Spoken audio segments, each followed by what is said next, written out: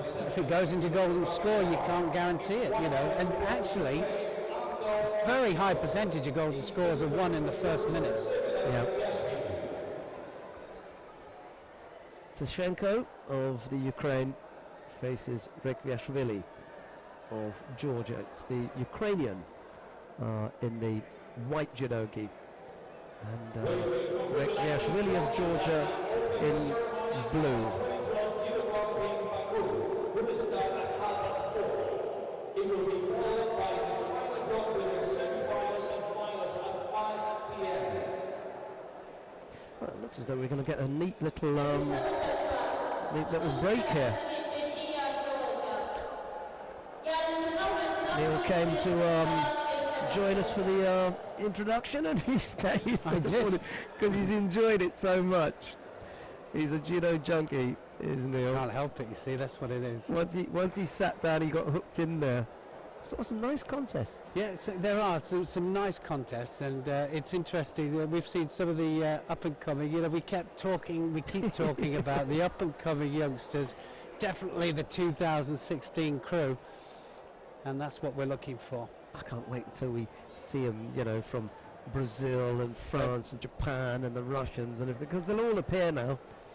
This competition is going to send out a message to so many administrators and coaches. You cannot possibly allow a competition to take place where the points are just going up. They're up for grabs. They're going begging.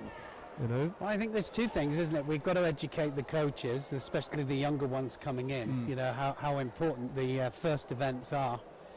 And, you know, obviously the Olympics, everybody's focused on the Olympic Games. Coaches of 2012 are concentrated on the Olympic Games, but the coaches of 2016 should have their fighters here. Absolutely. I think you get two bites at the cherry as long as your fighter is fit.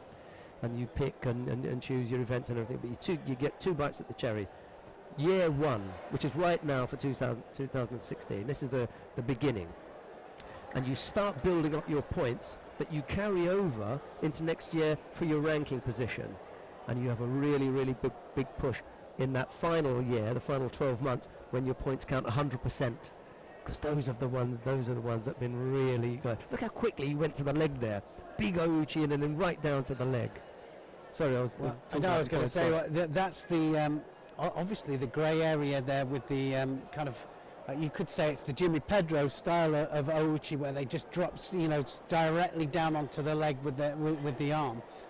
And what they're saying now is that you've got to get some kind of drive, you've got to get some forward projection. I wonder if that's what he's going to do here. No, just a warm up. That's all. If you hook in and you get close, and then the arm comes down, that's okay. If you hook in and your arm is going down, you're going to get Hansokomake. Anything that looks simultaneous, you're going to get done. And that one from Rekhviashvili looked pretty good. I think the younger Georgians aren't going to have a problem.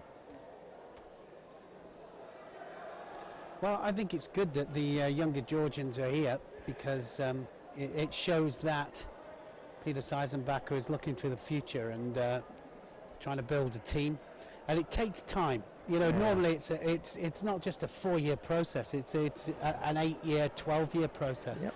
You see the successful teams. You know, look at Cuba, that Cuban women's team, and Ronaldo was with them, you know, for 16 years. I mean, an incredible amount of time spent building, and he's always sending juniors out. You know, and I suppose that you know, if you have a look at the Pan American Games, you know, results, the Brazilians actually have come through on the ladies' side, and we're beating the Cubans. But look at that Brazilian team, and look at the development they've had over the last 4 to 8 years. I'm not surprised that the Brazilian women, I mean, the coach, as you know, is, you know, she's on electricity. She's plugged in all the time, non-stop. She's just with them constantly, and they're producing on a regular basis, you know, 1, 2 or 3 people in except in the heavyweight, in the plus 78, they're producing really, really good quality fighters. Swedish referee in the corner was best placed to see that. He signalled no score. I agreed with him, actually. I didn't think it was a No score. He score. turned completely onto his face there for that Ouchigari. And he's the best placed. I mean, for me, don't give the score. You know, exactly. Have a look at the man. Right, have a look at the man in the corner. Take your time and don't give it. See, he gave the score and then he looked at his corner judge. Don't give it. Have a look, and he's going to give you the eyes. You say no, and then you can really think. And then have a look in the other corner. This guy can't see in the bottom left-hand corner. It's nothing to do with him. He's out of it. But there's a score on the board. A lot of them, you know, are already scoring it. You know, as it's going through mid-air. You know, so they're scoring the flight as opposed to the landing. Take your time. Take your time.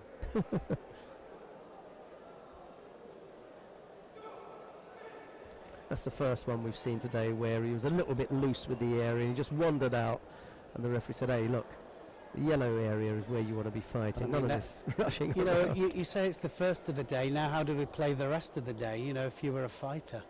Well, hopefully you avoid getting him in the middle. I guess. 40 seconds to go.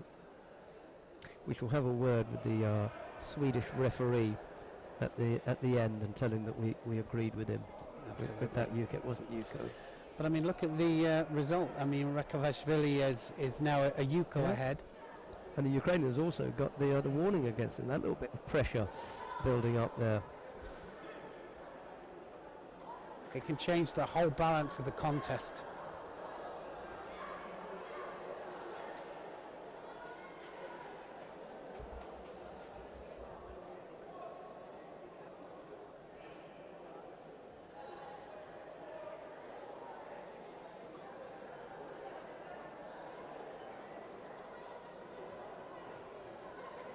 Ooh, nice. Oh yes, right at the death. He comes back.